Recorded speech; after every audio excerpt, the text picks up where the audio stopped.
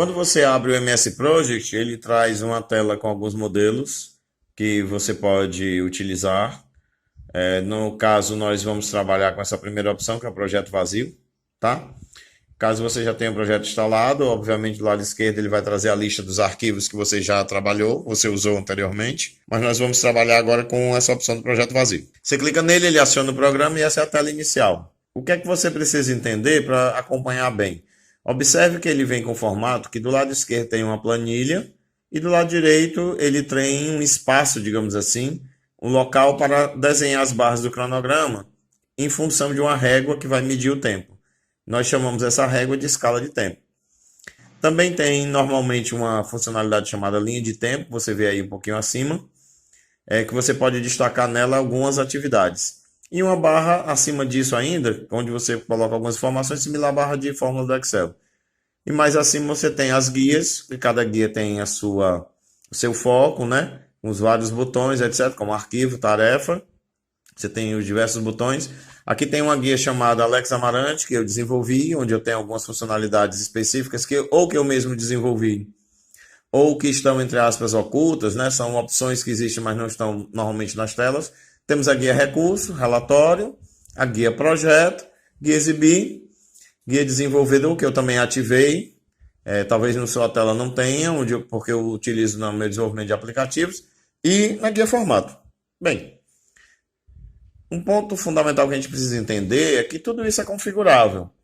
Então, como você vê, até criar novas guias e criar novos comandos é possível no MS Project, né? Para poder agilizar o trabalho ou realizar algumas funcionalidades adicionais.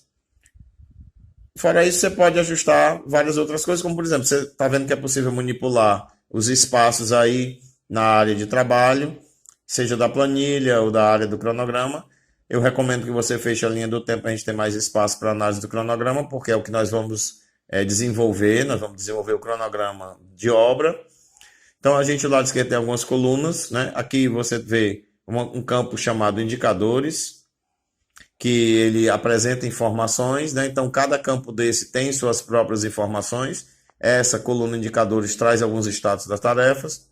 Temos uma coluna chamada modo da tarefa, porque as tarefas podem ser agendadas automática ou manualmente, ou seja, automaticamente ele calcula e monta o cronograma sozinho, manualmente você vai ter que definir as datas.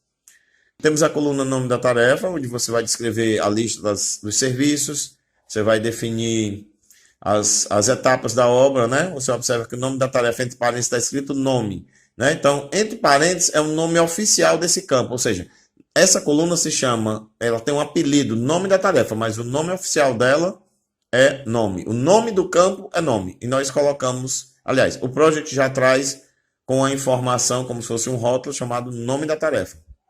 Cada coluna dessa tem a mesma lógica, tem o seu campo e tem um valor, uma descrição que você pode alterar. Cada coluna dessa também tem um conteúdo, portanto, específico, né? Seja datas, seja números, seja texto, tá certo?